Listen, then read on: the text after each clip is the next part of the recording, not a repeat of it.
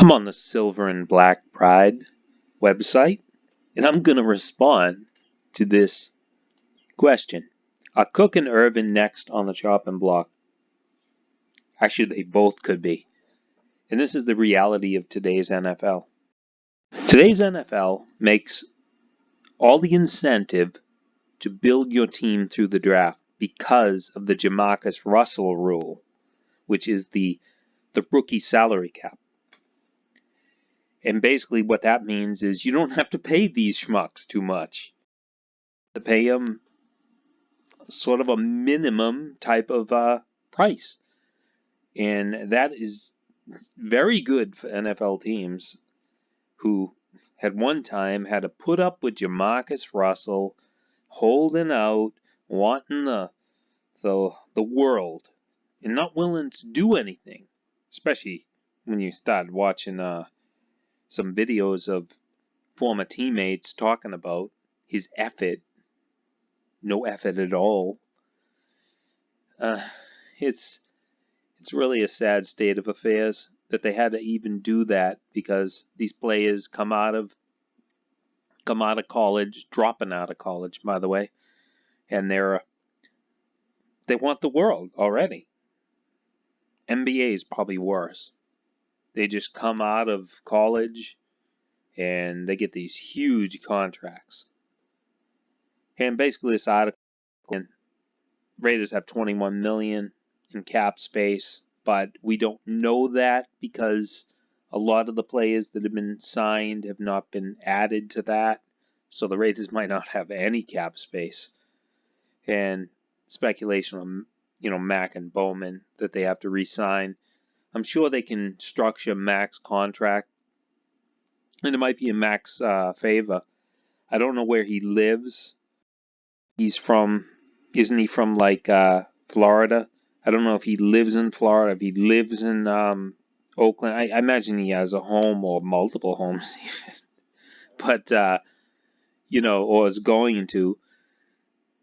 But it would be in his incentive. You could easily talk him into the idea of, hey, you're paying 13.3% tax in California, but in a couple years you're going to be in Las Vegas, and that is a greater incentive.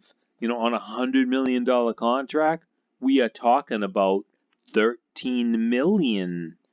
Yes, there are taxes, awful taxes, but he can he can possibly structure a contract, take a big contract, and have a lower hit now and a bigger hit later. So I don't worry so much about Mack. I worry about Bowman and how much he wants. But I'm sure they're trying to structure it in some way. He might want a long-term contract. But the other people mentioned here are Cook and Irvin, of course, because Irvin carries an 8.25 million cap hit. Cook carries a 5.67 million cap hit. And what could happen in the draft? As I just seen on this same website, they said Chubb, the defensive end, not the running back, the defensive end in this draft could drop to the Raiders. I noticed they didn't factor in the Buffalo Bills. They are supposedly trying to trade up for a quarterback. And that could even drop some other player. Of course, we have the stupid 49ers in front of us, so we can't. We earned every right to be the 9th pick. But both of these could be expendable, because that is how the NFL works. If you follow the Patriots blueprint, and I know John Gruden does, you have to sometimes cut your losses with players. The Raiders took on, what was that, many, many years ago, because his salary was not valuable to the entire team of the Patriots. They replaced him with someone less. And that's how the Raiders have to operate. If they just continue to like try to make Al Davis type moves where you keep Eddie Anderson around till he's 85 years old, it's going to hurt the team. You have to keep on refreshing.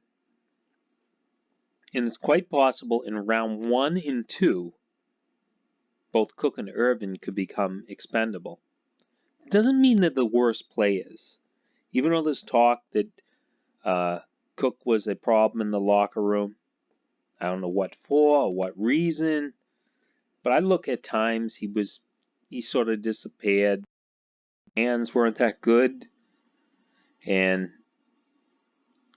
I look at Irvin in the second half of the season, so to speak, really turned it on, especially after Pagano came in, and Pagano just straightened everything out. And I feel bad for Pagano. He earned the right for a job of some sort. He definitely straightened out that defense that obviously Jack Del Rio was blaming on Ken Norton Jr., even though Jack Del Rio was running the show. He just was using Ken Norton Jr. as a scapegoat. Obviously, Ken Norton Jr. was not really qualified for the position, so he used his friend as a scapegoat. It's kind of, I mean, you could see at times Jack Del Rio would take over the game, but it was bad. It was bad. Pagano was called in as a backup, and he definitely proved to be more than a backup. But let's take a look at least the tight ends. I know I mentioned Chubb as a defensive end in the draft dropping,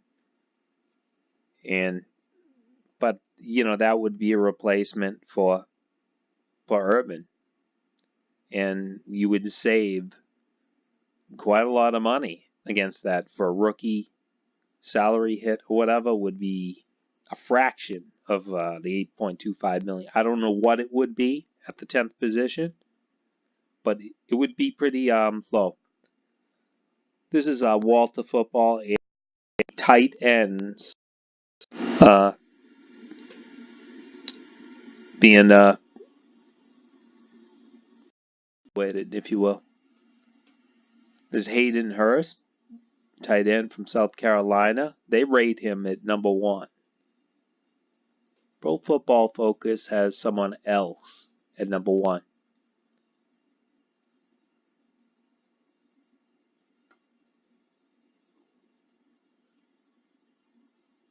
And they have Mark Andrews, tight end, Oklahoma. He's projected in the 2nd or 3rd round, though.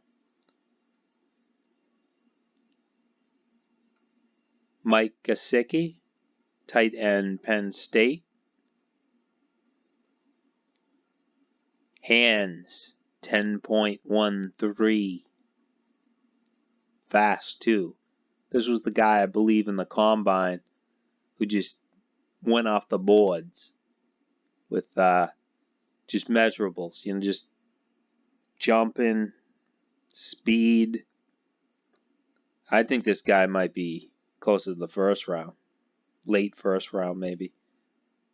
Never know. I'm not Mel Kiper. Who the hell is Mel Kiper? Dalton Schultz?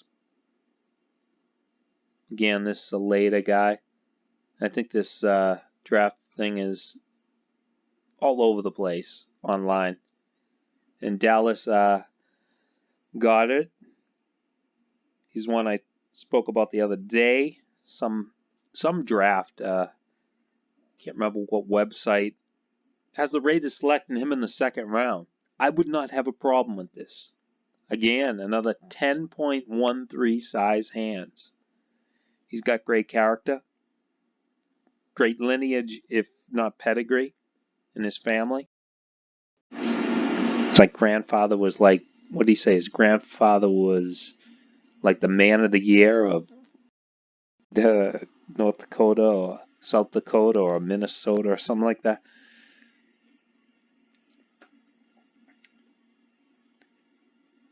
And on and on. We're not going to keep on going through all of them. There's tons of them on here. There's always going to be tons of them on here. Remember a couple years ago, the Raiders were in the position to get a tight end. They needed a tight end, a weapon of some sort, and they got Walford. I wanted Jesse James from Penn State. He went to Pittsburgh. I wonder if it was already out there that he was kind of like, it was almost a prerequisite. I mean, he was going to be going to that particular region. He was going to be a Steeler or a Cleveland Brown. He wasn't going to play somewhere else. That it was just taboo. You can't pick him because he's a homegrown product, and that's where he's going to be at. I'll tell you, that's a problem. And I'll tell you why it's a problem. I'm sick and tired of California teams not showing up in the cold weather games. And trust me, small hands matter. If you have small hands in the cold weather, you're not going to be able to catch the football like someone with large hands, like my hands. Mine are like 9 3/4. I can catch the football in the cold weather, even though I will have troubles. I'm skinny. These guys have bigger hands than mine, and I can see how that would be a huge advantage in cold weather. And also, these guys are able to be inline blockers, and that is exactly what Gruden wants.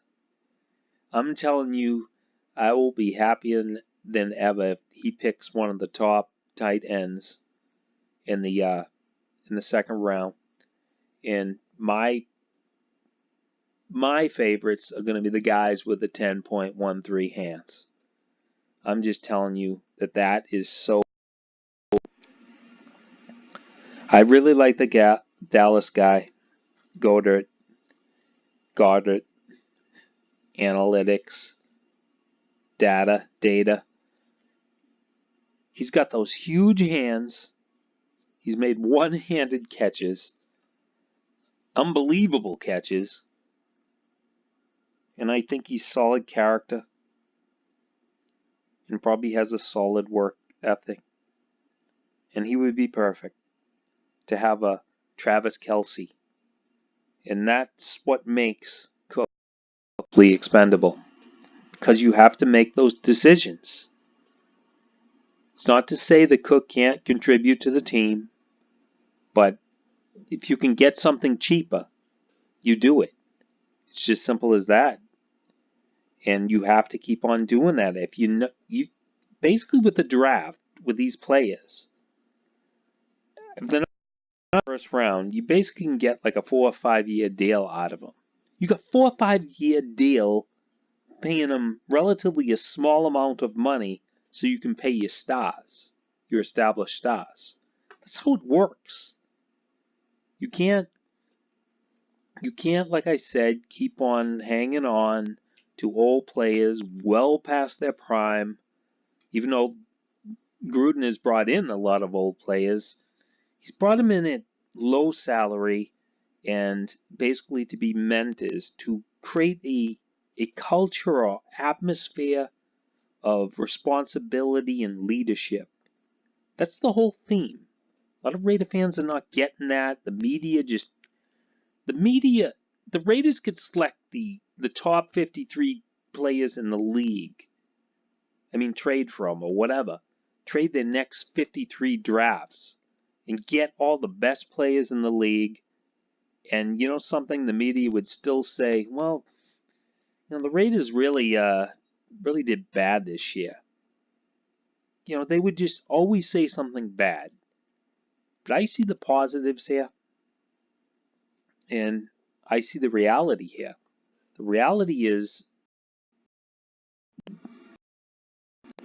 or Cook, you have to look at the reality of the salary cap and the fact that the Raiders produced a couple stars in Derek Carr and Khalil Mack. and potentially unleashing the star of Cooper this year. And I think it's going to happen because to me, he's been misused. He should have been used like Tim Brown from the start. I mean, he has trouble getting off the line oftentimes. Despite all his moves, he's getting hitched off the line, pushed off his route, and it's really disrupting things. The Raiders are afraid to do motion. You know why? Because it creates penalties. It involves discipline. There's so many rules involved in penalties. You can't have illegal shifts. And there's going to be growing pains there. But they have to work through those things. Because what they did with Tim Brown, they've always put him in motion. That's how they got him off the line. And he was very successful. And I believe Cooper can be the same way. He could take some mentoring from Tim Brown in some ways. And how to avoid big hits and stuff. But also on play action, the way they're going to be setting up the offense, I just love it. I just love the fact that Cooper sometimes is just going to have a waltz. He's going to have a waltz into the end zone. And Derek Carr better not underthrow him. He better not overthrow him like Jay Schrader.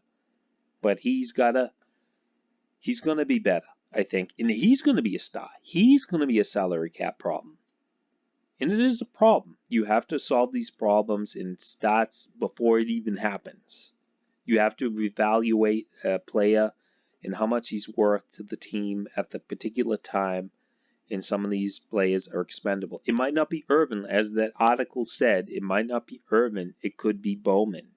Bowman's not even on the team, but he might be a cap casualty as far as they're going to go in a different direction. They're going to get... was it Edmonds or Edwards or Edmonds? I think it is Edmonds or the Roquan Smith. Is that his name? I'm not familiar with that. I'm not one of these people who do drafts. You know, like the mock drafts, because you never know what's going to happen. We know who the top players are. You can look at any board. You'll see certain top players rising to the top, and you know the Raiders are picking at number 10. You know they're going to get one of them. Al Davis is not alive, so they're not going to select a punter. Unless John Gruden's feeling particularly nostalgic and he wants to turn it back to 1972 or whatever, or 71, whenever Ray Guy was selected. He's going to. So you're going to have, chances are you're going to have a defensive player at number 10. And he's going to be a defensive end, defensive tackle, or he's going to be a middle linebacker. I don't see too many other positions, possibly cornerback, but not too much beyond that. Because Raiders are hoping they're going to get a couple first-round draft picks this year. They're going to get the draft pick they pick, and they're hoping they're going to get Conley back. Hopefully he is, working very hard, and he's going to be introduced less than a week to the strength and conditioning coach, and hopefully that's not just John Gruden just talking up his friends and his son, and he's going to get better, get tougher, and get out there, because he looked like he had a lot of skills. He looked like, I'm going to forget their names, how to pronounce them. Remember when the Raiders had that cornerback, Esomanga? That was back during the salary cap era. I think most Raider fans just call him Ace or Aso. Whatever. Couldn't never pronounce his name. And he was great. He was a shut-down corner. Then they got rid of him because he was costing too much. But the Raiders need a shut-down corner. And Conley looks like he's a shut-down corner. And they got the guy Melvin in. And it could be looking up right there. Get a first-round draft pick. Get 2 first-round draft picks, just like the Patriots. What the hell is that? What did they give up last year? They gave up like a second-round pick for Cooks? Or they gave out their first-round pick. Whatever. They just traded him to the Rams. And now the Patriots have 2 first-round, late-round picks. That's BS. And they're upset with Gronkowski. They could be selecting one of those tight ends. And they could be saying bye-bye to Gronkowski. But that's how it is. And the modern day age of salary cap, dumb. And you got to make tough decisions, and it could be one of those guys. It could be Cook, could be Irvin, could be Bowman. I know he's not signed yet, but he could be Bowman. I mean, he's out there. I'm hoping Bowman comes back. I'm hoping that the Raiders select a tight end the second round. One of those guys, the guy from Penn State or the guy from South Dakota. I think both of them would be very valuable weapons to the Raiders offense, especially I think, because Raiders need their own Travis Kelce. I don't think the Chiefs are going to trade Travis Kelce to the Raiders, but they need that tight end weapon. And it would be great for that to happen. And if it does happen, Cook is probably a salary cap casualty. And I'm fine with that. He was missing at times. He was supposed to be a star last year. He's no Todd Christensen. And he was the last really big star of a tight end. Yes, there was Myers, but he wasn't at the same level as Christensen during that little span there, the 80s. So I look forward to the draft, and I look forward to how it's all going to evolve. But this is the reality of it all. Sometimes you cut losses or cut players that potentially could help you, but it's just there. The way the salary cap works, you can't afford to pay them. Al Davis would keep all these guys on, but that's not today. This is the reality.